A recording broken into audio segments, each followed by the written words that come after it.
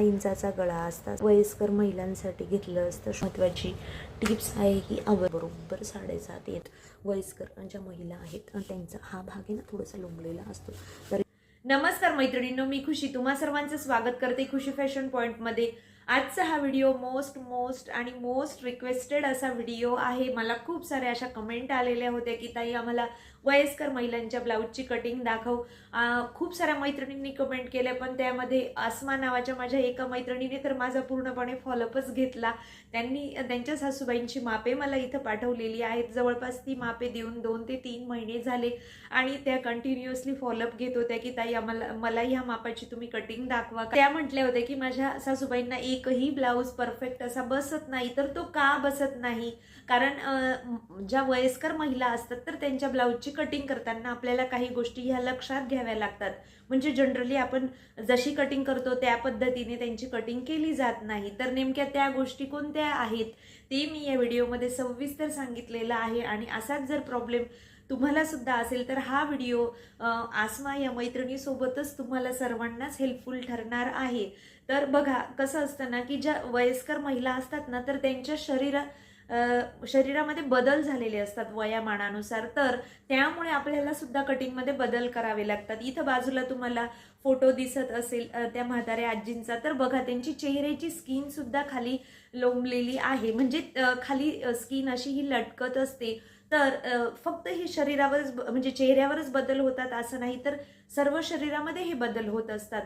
जसं की बघा इथं हात जो असतो ना, ह्या बाजूच्या हाताची जी स्किन असते ती सुद्धा इथं लोंबलेली असते. इथं बाजूला तुम्हाला फोटोमध्ये दिसत असेल. बरोबर जी चेस्ट असते, चेस्ट सुद्धा त्यांची खाली लोंबलेली असते.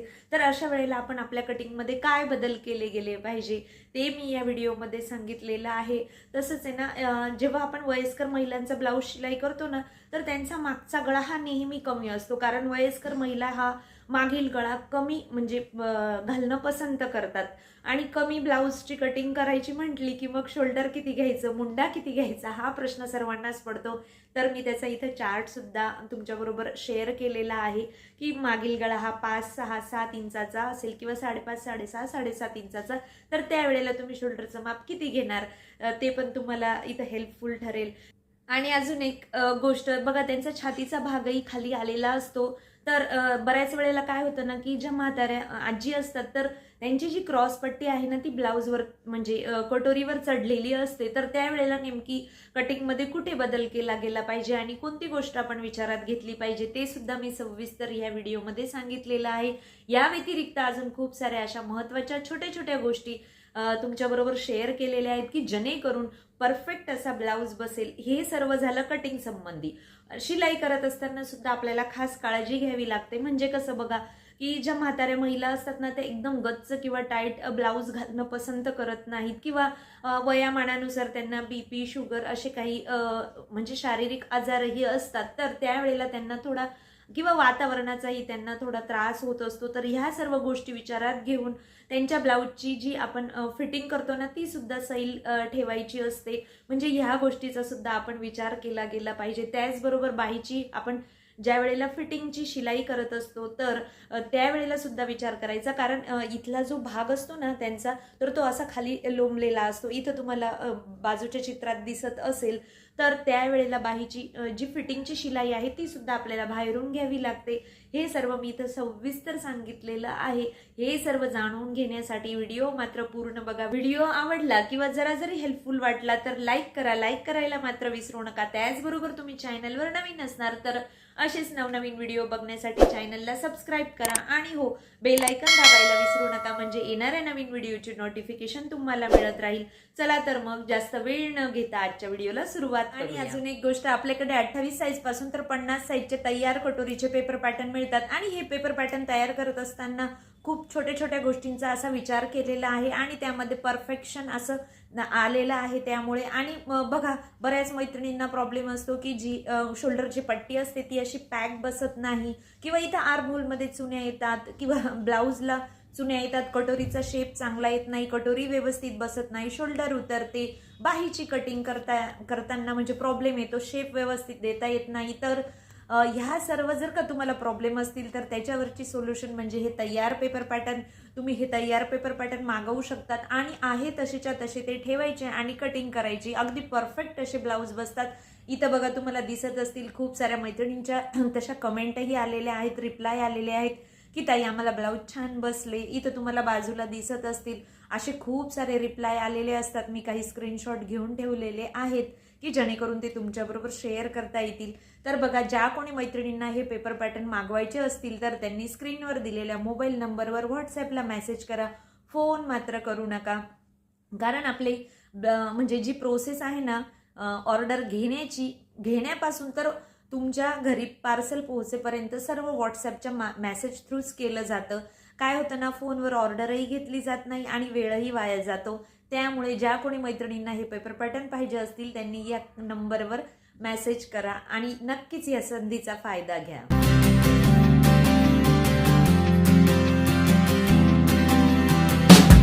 हे बघा, आसमा या माझ्या मैत्रिणीचं नाव आहे. त्यांनी ही मापे दिलेली आहेत, ती व्यवस्थित दिसत नाही म्हणून मी इथं लिहून घेतली. पूर्ण उंची आहे 13, छाती आहे 36, कंबर 33 इंचाचा, मुंडा 15, बाहीची लांबी 10 इंच, दंडघेर पण 10 इंचाचा आहे, मागील गळा 7.5 आणि पुढील गळा 5.5 इंचाचा आहे.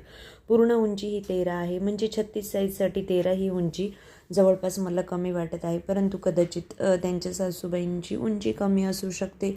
पण तुम्ही जर ब्लाऊज कट करणार तर 36 साईजसाठी तर उंची थोडीशी वाढवून घ्या. इथं हा डबल फोल्डेड पेपर घेतलेला आहे आणि बघा, पूर्ण उंची आहे 13, त्यामध्ये 1 इंच शिलाई मार्जिन ॲड करून इथं 14 इंचावर पेपर मी कट करून घेतलेला आहे. शोल्डरचं माप हे पूर्णपणे मागील गळ्यावर डिपेंड असतं आणि इथं आपण 36 साईजचा ब्लाऊज बनवत आहोत. मागील गळा किती आहे इथं 7.5, तर मागील गळा हा 7.5 इंच असताना मी ह्या ब्लाऊजचं शोल्डर घेणार आहे 5.25 इंच. आता बघा, इथे शोल्डरचं माप आपण घेऊन घेऊया. इथे 5.25 इंच म्हणजे किती, तर 6 इंचाला 2 रेषा कमी. मागील गळा जर का आपला डीप असता तर मी शोल्डर इथं कमी घेतलं असतं आणि मागील गळा जर कमी असता तर शोल्डर वाढवून घेतलं असतं. तर बघा, जर 6 किंवा 6.5 इंचाचा गळा असेल तर त्यावेळेला तुम्हाला शोल्डर घ्यायचं आहे 6 इंच. आणि आपण हा वयस्कर महिलांच्या ब्लाऊजची कटिंग करत आहोत आणि शक्यतो ह्या महिला हा मागील गळा हा कमी इंचाचाच घालणं पसंत करतात. म्हणजे बघा, 5 किंवा 5.5 इंचाचा जर गळा असेल तर त्यावेळेला तुम्ही शोल्डर किती घेणार, 6.5 इंच. ही गोष्ट इथं आवर्जून लक्षात घ्या आणि ही एक खूप महत्त्वाची बाब आहे. बऱ्याच जणांना प्रश्न पडतो की शोल्डर किती घ्यावं, तर यानुसार तुम्ही शोल्डर घेऊ शकतात. मुंड्याचं माप घेतलेलं आहे 6 इंच आणि त्यानंतर इथं असा हा चौरस तयार करून घेतलेला आहे. बघा, घडी आपली आहे 9 इंचाची आणि त्यापुढे 1.5 इंच शिलाई मार्जिन. नंबर आहे 33 आणि 1 इंच डाचसाठी आणि त्यापुढे 1.5 इंच शिलाई मार्जिन असं मार्किंग करून घेतला. आणि बघा, इथं स्केलच्या साहाय्याने सरळ रेषा ड्रॉ करून घेतलेल्या आहेत. इथवर आपली मार्किंग झाली. आता बघा, आपण इथं आर्महोलचा शेप देऊया. तर तो आर्महोलचा शेप दिलेला आहे 1.5 इंचावर आणि त्यानंतर फ्रेंच कर्वच्या मदतीने असा हा आपण मागील मुंड्याचा शेप देऊन देऊया. मी नेहमीच म्हणत असते की मागील मुंड्याचा शेप हा नेहमी असा हा खालच्या बाजूने द्यायचा. त्यामुळे काय होतं, हा शेप व्यवस्थित गोलाकार येतो आणि कुठेही चून वगैरे येत नाही. आता बघा, हे अंतर मी घेतलेलं आहे 1.5 इंच. बऱ्याच मैत्रिणी कन्फ्यूज होतं की ताई इथं किती घ्यावं, 1 इंच घ्यावं, 1.25 इंच घ्यावं की 1.5 इंच घ्यावं. आता बघा, इथं मागील गळा कमी आहे म्हणून मी इथं हे अंतर 1.5 इंच घेतलेलं आहे. जर मागील गळा हा डीप असता तर त्यावेळेला मी उतार 1 किंवा 1.25 इंचावर दिला असता. ही सुद्धा एक महत्त्वाचा बदल तुम्ही तुमच्या कटिंगमध्ये नेहमी करत जा.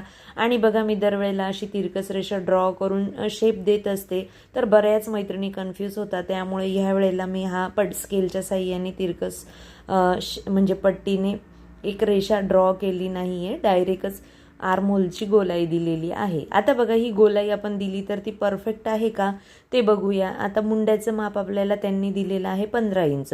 शोल्डर शिलाईचं इथं मार्किंग करून घेतलं आणि त्यानंतर आपण मुंडा मोजून घेऊया. मुंड्याचं माप मोजत असताना आपण इथं शिलाई मोजत असतो, बरोबर. तर ते बरोबर आलेलं आहे 7.5 इंच. म्हणजे 7.5 इंचाच्या जर का आपण डबल केलं तर ते किती येतं, 15 इंच. आणि आपल्याला त्यांनी मापसुद्धा मुंड्याचं माप हे 15 इंच दिलेलं आहे. म्हणजे परफेक्ट अशी ही आपली मुंड्याची कटिंग झालेली आहे आणि गोलाईसुद्धा छान आलेली आहे. आता बघा, पुढील मुंड्याचा शेप आपण अर्धा इंच आतून देत असतो, तर अर्धा इंचावर हे मार्किंग केलं आणि आतल्या बाजूने असा हा गोल शेप देऊन दिला. म्हणजे आता इथं दोनही मार्किंग झालेल्या आहेत. आपल्या गळ्याची रुंदी घेतलेली आहे 2.5 इंच. पुढील गळा किती आहे, 5.5 इंचाचा. म्हणून म्हणून त्यामध्ये अर्धा इंच शिलाई मार्जिन ॲड करून मी इथं 6 इंचावर मार्किंग केलं.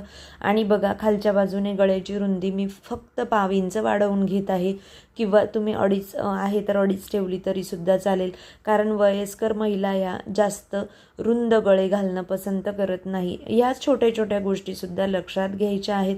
मागील गळा आहे 7.5 इंचाचा, म्हणून इथं मी 8 इंचावर मार्किंग केलं. आणि बघा इथं फक्त नॉच देऊन दिलेला आहे, म्हणजे ज्या वेळेला आपण कटिंग करू त्यावेळेला या मार्किंगचा आपल्याला फायदा होईल. आणि इथं आपण मागील आणि पुढील असे दोनही भाग कट करत आहोत, तर त्यामुळे हे मागील पुढील दोनही गळे मी इथं मार्क करून घेतले. आता जे मार्किंग केलं आहे ते मी पुन्हा सांगते. बघा इथं आपण 2.5 इंचाचा गळा घेतला होता आणि पूर्ण शोल्डर किती घेतलं होतं, 5.25 इंच. मुंड्याचं माप घेतलेलं आहे 6 इंचाचा.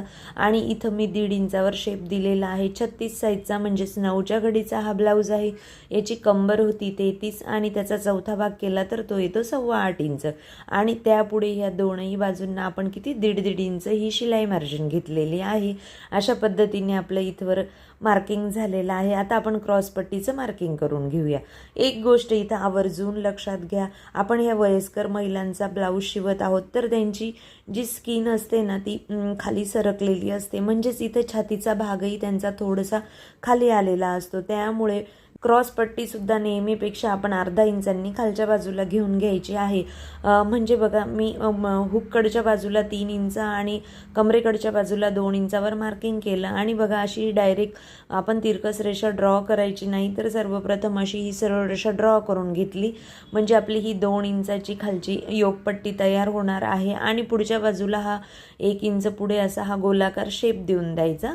बघा अशा पद्धतीने ही गोष्ट आवर्जून लक्षात घ्यायची. आपण वयस्कर महिलांचा ब्लाऊज बनवत आहोत, त्यामुळे आपण हाई क्रॉसपट्टी खालच्या बाजूला कमी घ्यायची असते. तर हुकाकडे 3 इंच आणि कमरेकडे 2 इंच अशी ही क्रॉसपट्टीचं मार्किंग मी करून घेतलेलं आहे.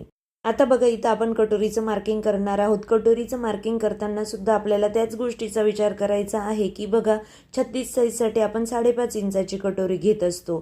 तर इथं मी सर्व साईजचा चार्ट दिलेला आहे. ज्या कोणी मैत्रिणींनी हा व्हिडिओ बघितला नसेल तर तो व्हिडिओ तुम्ही नक्की बघा. व्हिडिओची लिंक डिस्क्रिप्शनमध्ये दिलेली आहे. आता बघा आपण 36 साईजचा ब्लाऊज बनवत आहोत आणि आपण चार्टमध्ये बघितलं तर 5.5 इंचाची आपण कटोरी घेत असतो. तर इथे मात्र मी फक्त 5.25 इंचाचीच कटोरी घेणार आहे. असं का? कारण आपण इथं वयस्कर महिलांचा ब्लाऊज कटिंग करत आहोत आणि त्यांचे शरीर किंवा शरीराचे सर्वच अवयव हे कमी झालेले असतात. ह्या गोष्टीचा सुद्धा आपण इथं विचार करायचा आहे आणि त्यानुसार 5.25 इंचावर मी इथं मार्किंग करून घेत आहे. ही गोष्ट तुम्ही सुद्धा आवर्जून लक्षात घ्या, किंवा तुमच्याकडे ज्या महिलांचा हा ब्लाऊज आलेला असेल तर त्यांच्या शरीर रचनेचा सुद्धा विचार करून मी जे हे बदल सांगितलेले आहेत ते तुम्ही आवर्जून करा. त्यानंतर आर्महोलच्या बाजूने जो आतील आपला मुंड्याचा शेप आहे ना तिथून बरोबर टेप ठेवून 2.5 इंचावर मार्किंग केलं आणि गळ्याच्या बाजूला सुद्धा मी वरच्या बाजूने 5 इंचावर मार्किंग करून असे हे 3ही पॉईंट आपल्याला मिळाले ते आता आपण जोडून घेऊया. हे बघा प्रथम तुटक रेषांनी आणि नंतर असं हे डार्क करून घेतलं तरी सुद्धा चालेल. हा इथं कटोरीचा शेप देऊन दिलेला आहे. इथे मागील आणि पुढील अशा दोनही भागांचं आपलं कटिंग होणार आहे, म्हणून इथे डबल फोल्डेड पेपर आहे. आणि बघा कटिंग करत असताना आता हा जो मागील मुंड्याचा शेप आहे ना तो सर्वप्रथम कटिंग करून. आता बघा इथे एक गोष्ट लक्षात घ्या, आपण शोल्डरचा उतार नेहमी देत असतो परंतु इथं दिलेला नाहीये. तर तो का द्यायचा नाही किंवा कोणत्या वेळेला किती द्यायचा, तर बघा इथं मी फक्त 0.5 इंच इतपत थोडासा शोल्डरचा उतार दिलेला आहे, कारण मागील गळा हा आपला डीप नाही आहे. आणि जर समजा तुमचा मागील गळा 6 किंवा 6.5 किंवा 5-5.5 इंचाचा असेल तर त्यावेळेला तुम्हाला इतकासा सुद्धा शोल्डर उतार द्यायचा नाही, कारण मागील गळा कमी असला की शोल्डर हे उतरत नाही त्यामुळे. आणि इथं बघू शकता अगदी किंचित असा मी शोल्डर उतार दिलेला आहे, कारण 7.5 इंचाचा गळा होता आणि आपण 8 इंचावर कटिंग केलं आहे म्हणून. आणि ह्या बाजूला आपण हे कट करून घेतलं. आता हे दोनही पार्ट आपले इथं तयार झालेले आहेत. नॉचेस सुद्धा देऊन द्यायचे. हे बघा अशा पद्धतीने. आता मागील भागाचं आपण गळ्याची मार्किंग आधीच केलेली होती, तो नॉच दिलेला होता. तुमचं आता लक्षात आलं असेल की तो नॉच मी का दिला होता, कारण परत आपल्याला टेप घेऊन गळ्याची लांबी मोजत बसावी लागली नाही. फक्त आता हे रुंदीचं मार्किंग केलं आणि हा गोल शेप देऊन दिला. त्यानंतर बघा 1.5 इंचावर आपली शिलाई मार्जिन आहे. त्यानंतर असं हे मध्यभागी टेप फोल्ड करून घ्यायचा आणि 4.5 इंच लांबीचा इथं मी मागील टक्सची मार्किंग करून घेत आहे. लगेचच आपण हा जो शिलाई मार्जिन आहे ना ते पण मार्किंग करून घेऊया आणि कमरेच्या बाजूला अर्धा इंच इतपत आपण असा हा शेप देत असतो तो सुद्धा कट करून घेऊया. आणि आता हा मागील गळासुद्धा कट केला म्हणजे हे मागील भागाचं आपलं पूर्णपणे आता कटिंग झालेलं आहे.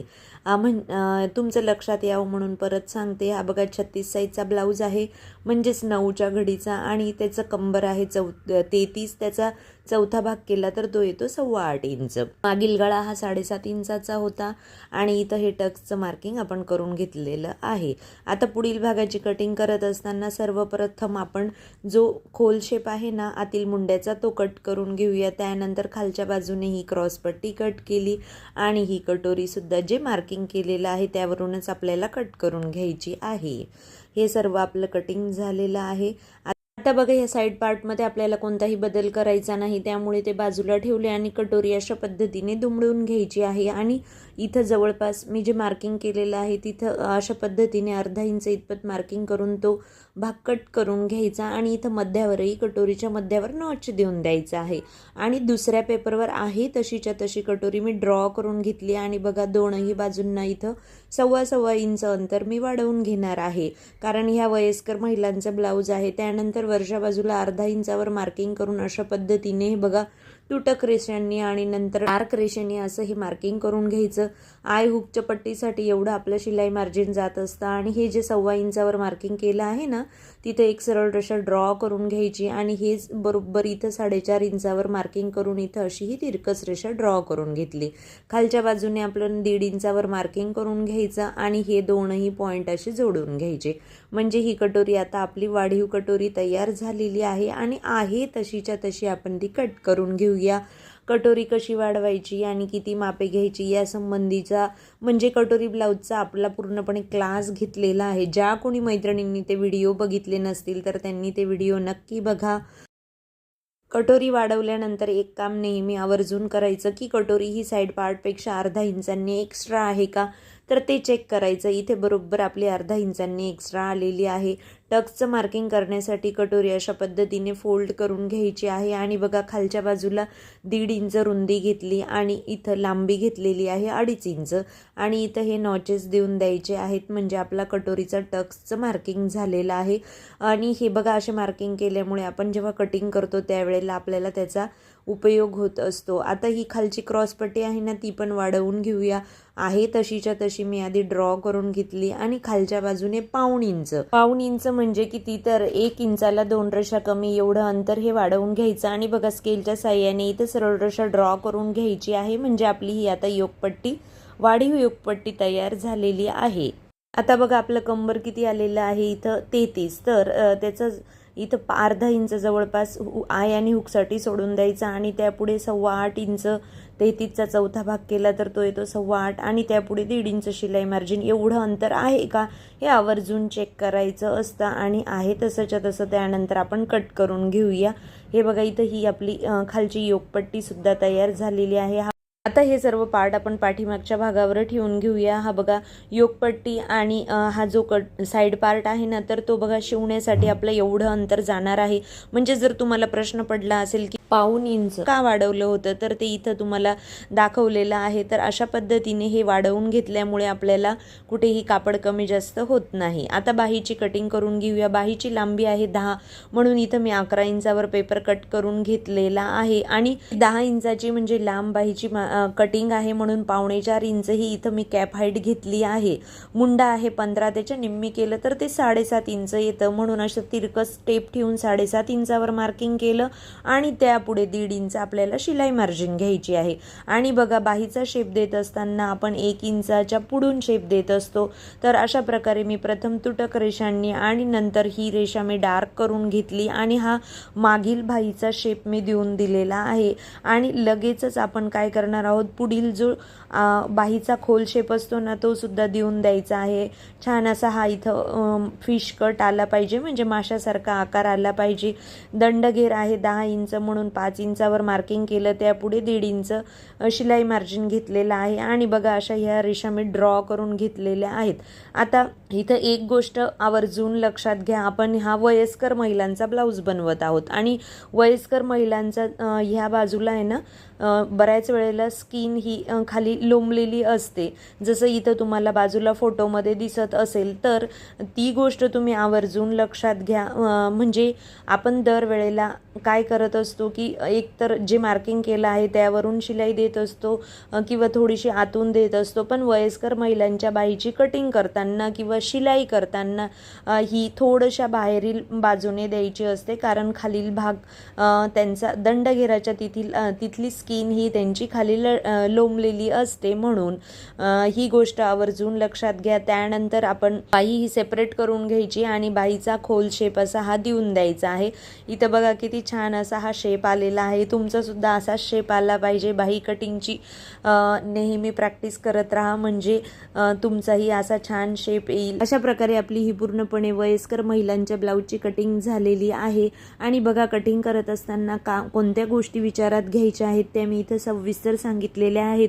त्या थोड्याफार फरकाने तुम्ही त्यामध्ये बदल करू शकता, म्हणजे त्या वयस्कर महिलांच्या शरीर रचनेनुसार तुम्ही हे थोडेफार बदल करा. आजचा हा व्हिडिओ तुम्हाला कसा वाटला हे कमेंट करून मला नक्की कळवा. व्हिडिओ आवडला असेल किंवा जरा जरी हेल्पफुल वाटला असेल तर लाईक करा. लाईक करायला मात्र विसरू नका. त्याचबरोबर चॅनलवर नवीन असणार तर असेच नवनवीन व्हिडिओ बघण्यासाठी चॅनलला सबस्क्राईब करा आणि हो बेल आयकॉन दाबायला विसरू नका, म्हणजे येणाऱ्या नवीन व्हिडिओची नोटिफिकेशन तुम्हाला मिळत राहील. चला तर मग पुन्हा भेटू अशाच एक नवीन छानशा व्हिडिओसोबत. धन्यवाद.